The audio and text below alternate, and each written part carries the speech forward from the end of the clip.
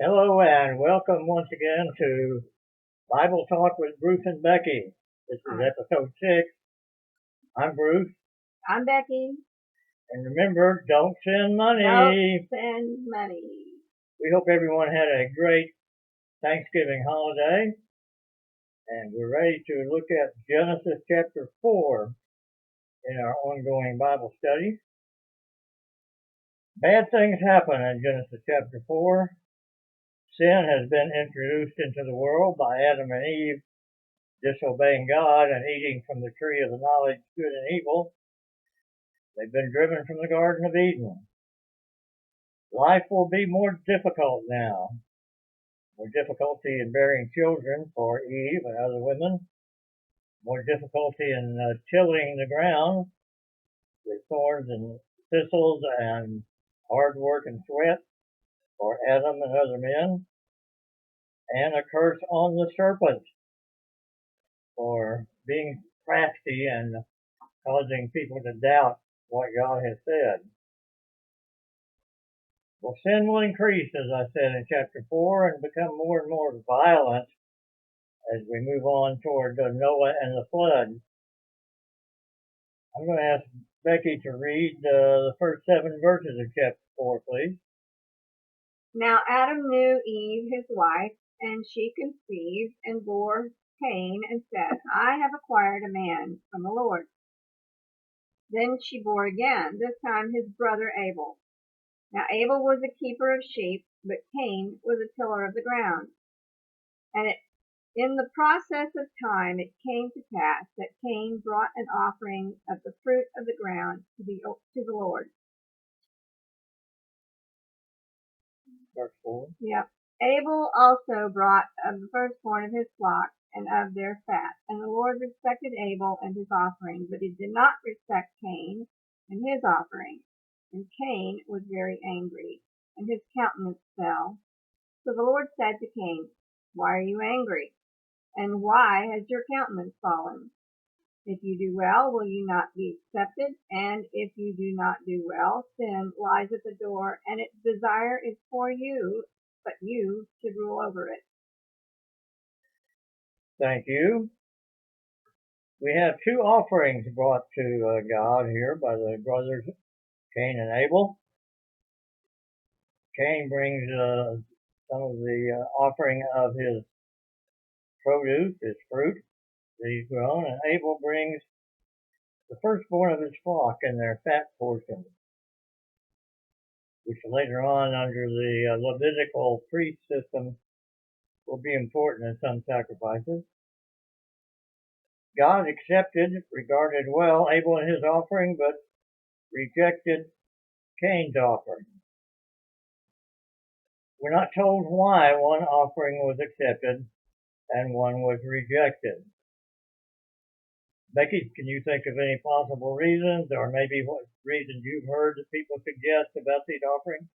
Well, many people say that because God required blood as a sacrifice, that he honored the offering of animals more than he honored the offering of first fruits. But Okay. I don't believe that's the answer, because that would be rather arbitrary unless he had actually told them you're supposed to offer thus and so. Good point. And not only that, these offerings are not called sacrifices. And not all sacrifices required blood. Only certain ones that had to do with atoning for sin, and that comes much later than the time of Cain and Abel. In fact, these these offerings are called in the Hebrew mincha, which could just mean a gift to the Lord. Any other possibilities that you've heard to think of? Well, the one that I go with is that Abel was actually in offering as worship, and Cain was probably offering because he had to. Okay, there's a possibility. We should note that Genesis itself does not explain why God had regard for one offering and not the other. Some people have suggested that Abel brought the best of the firstborn of his flock and their fat portions, which are especially pleasing to God in later sacrifices. It just says that Cain brought some of his fruit. We actually have to go to the New Testament to get any explanation. I'm not going to turn there, but in the book of Hebrews, chapter 11, where the writer is talking about heroes of faith from the Old Testament, he includes Cain and says that Cain offered his by faith. Abel Offered his. That's why I'm here. That's one reason. Keep me straight and to give me somebody to blame if I need it. I'm joking, right there. So the problem seems to be basically an attitude issue. Abel's attitude toward his offering is called faith, which can mean trusting in God, obedience to God, doing what pleases God. I think we can infer that there has been some communication from God to these two sons about what offerings should be like. That's just an inference. But we're told in verse 6, God speaking to Cain, says that sin is crouching at the door, waiting to pounce on him. Its desire is for him, but you must rule over it, it says in verse 7. That could be translated, you can rule over it. By the way, it's the same language used in the previous chapter about Eve's desire for her husband, and that he rules over her. But in this case, we saw in the earlier case of Adam and Eve, God didn't tell Adam to rule over Eve. In this case, he does tell Cain, don't let sin take advantage of you. In the New Testament, it says that the devil is seeking whom he may devour, like a roaring lion. It also says that no matter how we're tempted, that God will provide an escape, so we don't have to go. We can rule over sin. Good. It does not have to master us, although too often it does. And Cain is not willing at this point to listen to God. So I'm going to read verse 8 through 14 before we go on with our study, Genesis chapter 4. Cain spoke to Abel, his brother. Now, some early versions of the Old Testament, like the Greek translation, the Septuagint is called, the Syriac translation, Aramaic in a sense, later on than the Greek, it says that he said to his brother, let's go out to the field. I think whoever was doing these translations was trying to fill in what they saw as a gap here, but it really is an unnecessary addition. By the way, I mentioned here, and we'll mention as we go along, there were translations made from the Hebrew Old Testament later on. That's not a bad thing. People often want to talk about modern translations and which ones are better than others. And a lot of times people get into arguments about that, or leadership may make rules about what translation can be read in public and what cannot. I've often said that the best translation for you is the one that you will read. I had a teacher in seminary who was one of the leading experts on translations into English, and that was kind of what he said too. I'm not aware of any bad translation into English. That is, any that would lead you astray on what the Bible teaches. Some are easier to read than others. Some may be more accurate in some ways, but you can learn God's will from any translation that I've ever seen. But Cain spoke to Abel his brother, back to verse 8, and when they were in the field, Cain rose up against his brother Abel and killed him. It's amazing how quickly human beings can be to kill and inflict harm on others. People will shoot each other for cutting them off in traffic. People will shoot each other for almost any reason, or stab, or beat. There's so much violence in the world, and it's going to increase into chapter 5 and 6. So God has finally had enough of it and sends the flood. Well, the Lord said to Cain, "Where is Abel, your brother?" Notice that God here asked a question of Cain, just as he did of Adam and Eve. When Adam and Eve heard God and said, "We heard you in the garden and were ashamed because we were naked," God asked them a question. What was it, Becky? Um, I sprung that one on you. yeah, I was in the middle of chapter 4 here. He said, "Why were you hiding?" Well, and after they said we were naked, then he said, "Who told you Who told you were naked? Have you eaten of that tree that I forbade?" Here he asked, "Where's your brother, Cain?" Cain tells a lie and then tries to give an excuse. Cain said, "I don't know." Kind of aside here, it's the world's first murder mystery. Ah, is that because you have written several murder mysteries and are a noted author of fiction, available on Kindle and Amazon? I'd like to know who I'm noted by. I've noted them.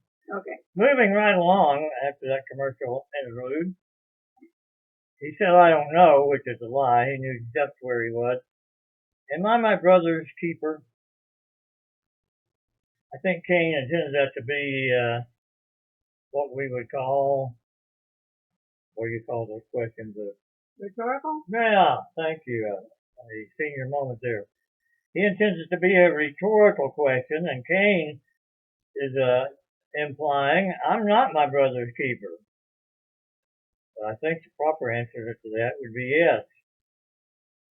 I am my brother's keeper, or I should have been. Instead, I've become my brother's killer.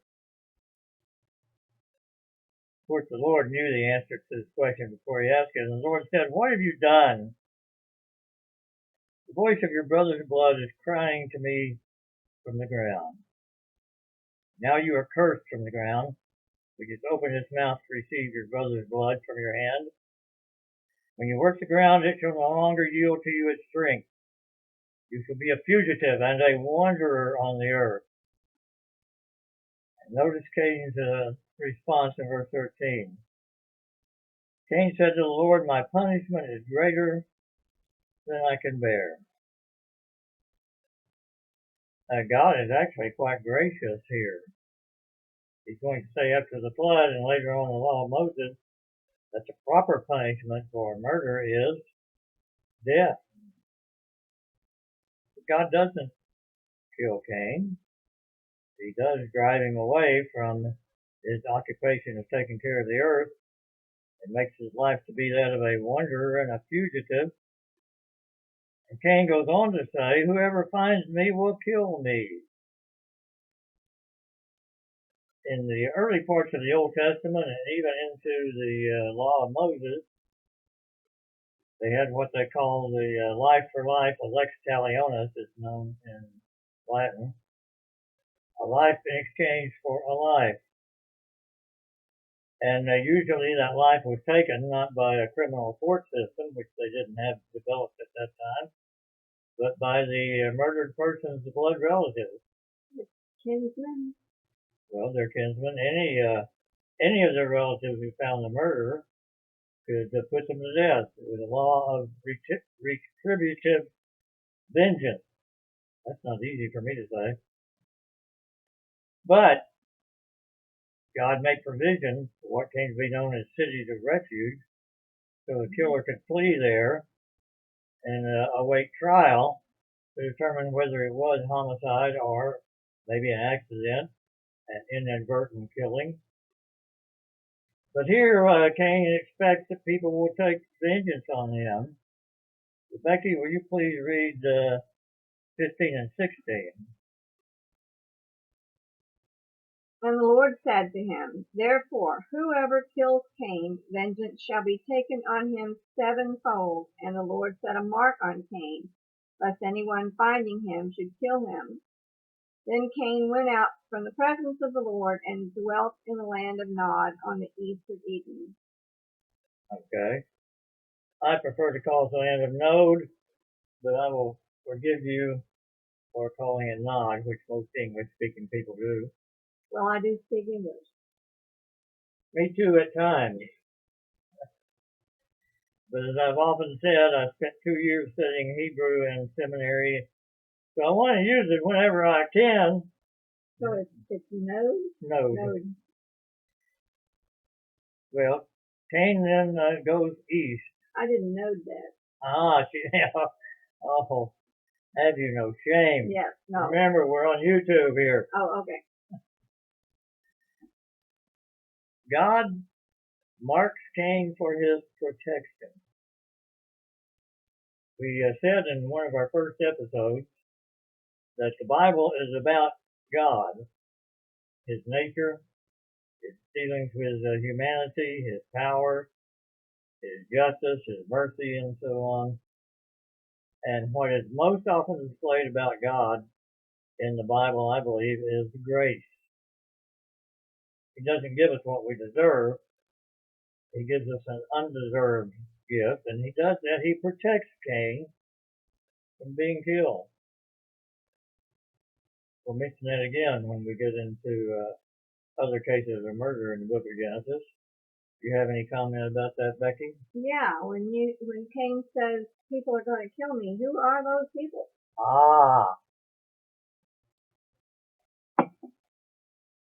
I was afraid somebody would ask that question. And it would be me. That's the only other possibility right here. Although we have begun getting questions from some of our faithful viewers out there. Not only that, verse 17, Cain gets married. Where'd that wife come from? Well, we're told that Adam and Eve not only had, later on, other sons and daughters, but may have had them early. We don't know how long it is from the time that Cain kills Abel until he has a wife and begins having children. But Adam and apparently Eve lived over 900 years. And so there was time for other people were living that long. If they're having descendants, it wouldn't take long to have even thousands of descendants. So Cain and Abel weren't the first? We don't know. They may have been the first, but I'm saying even if they were, we don't know how long after Cain left Eden that he gets a wife. Okay. The people spread quite rapidly. And of course, in those days, Cain would have, and others would have had to marry a close relative. Cain may have even married his sister. Yeah, I know, that's shocking to us. However, there's no law against incest at this point, and really they had no choice, at least for generations. And also, I would suggest that there would not be the genetic problems in these early days of marrying a close relative. The DNA is pure. They've come from Eden, where they had been eating from the tree of life, at least Adam and Eve did, and people are going to live over 900 years. You reckon they hit puberty about 500? Well, moving right along. Chapter 5, maybe puberty hit them, I don't know. In chapter 5, Adam lived 130 years when he has his next son, Seth. So, yeah, they would be usually over 100 years old before they began having children. So I guess adolescence lasted a long time. Although those of you out there who have adolescent children may think this goes on way too long nowadays, but that's a topic for another day. Okay, can we move on here, or you have other witty comments to make? I would be interested in somebody working that out mathematically to see how many people could possibly be on the earth. But then we don't have a timeline, so it's hard to say. I'm sure it can be done, and I'm pretty sure it has been done somewhere. So I will say the two magic words. Google it. Yeah, I don't know, but I'm confident somebody has done that. Maybe even for a master's or doctoral thesis. Okay. Well, verse 17. Cain knew his wife. There's that Hebrew word no, yada. In this case, it's used as a kind of euphemism for sexual intercourse. She conceived and bore Enoch. When he built the city, he called the name of the city after the name of his son, Enoch. Now he here, I assume, means Cain, and he's the one that built the city and named it after his son Enoch. Either that or Enoch number 1 had Enoch number 2 very quickly, but I think it's Cain who built the city. To Enoch was born Irad, and Irad fathered Mahujael. Mahujael fathered Methushael, and Methushael fathered Lamech. And Lamech took 2 wives. The name of the one was Ada, and the name of the other, Zillah. There is occasional polygamy in the Old Testament, especially in Genesis. But I will note that God never commanded it.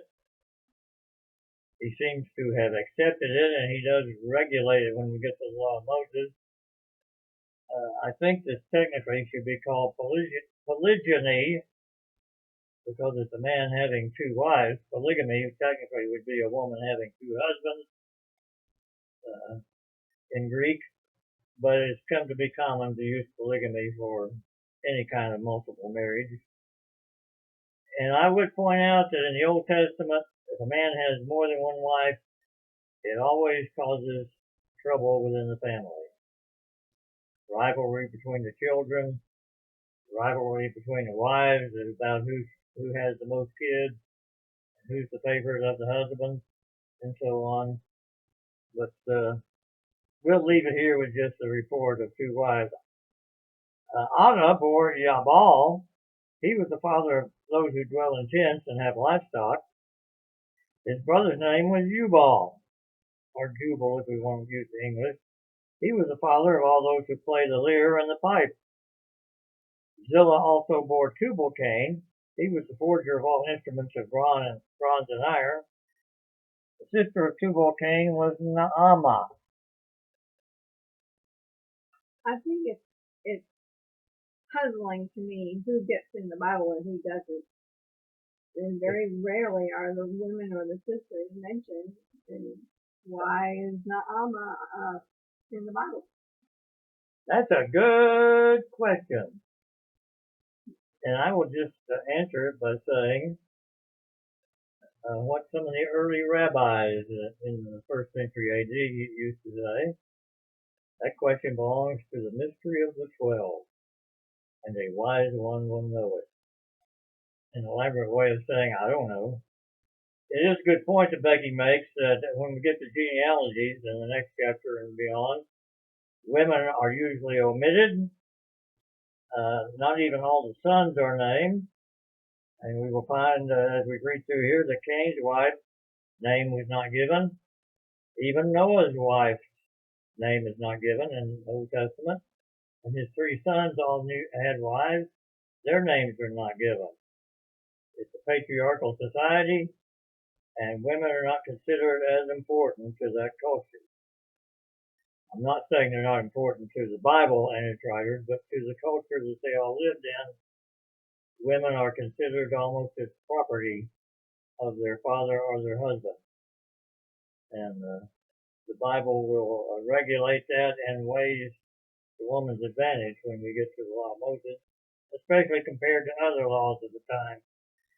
Speaking of time, we're about at the end of the time that we like to use.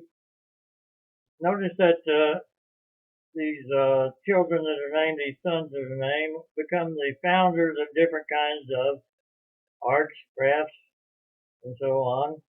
The father of musicians, the father of those who dwell in tents and move around with their livestock, the forger of instruments of bronze and iron, although bronze and iron forging may come much later, according to some cultural historians. Here they're introduced early in the Bible. I like to say that jubal is the beginnings of the word jubilation, I would think. That's a good suggestion, but I would have to check it out, but I think you're probably right. Music does lead to jubilation, or should. Well, let's wrap up chapter 4. Becky, you read please 23 and 24 about this man named Lamech. Which one is it? I prefer Lamech, but okay. You can say Lamech with impunity. Then Lamech said to his wives, Ada and Zillah, hear my voice. Wives of Lamech, listen to my speech, for I have killed a man for wounding me, even a young man for hurting me. If Cain shall be avenged sevenfold, then Lamech 77-fold. Notice sin here leads not only to killing a man apparently for some kind of blow stricken in anger, but a boast about it. Anybody wants to try to revenge this young man that I've killed, I will be avenged 77-fold. It's a way of saying nobody better mess with me. That's my loose translation of it. But he's proud of what he's done. Well, Adam knew his wife again, and she bore a son and called his name Seth. For she said, God has appointed for me another offspring instead of Abel, for Cain killed him.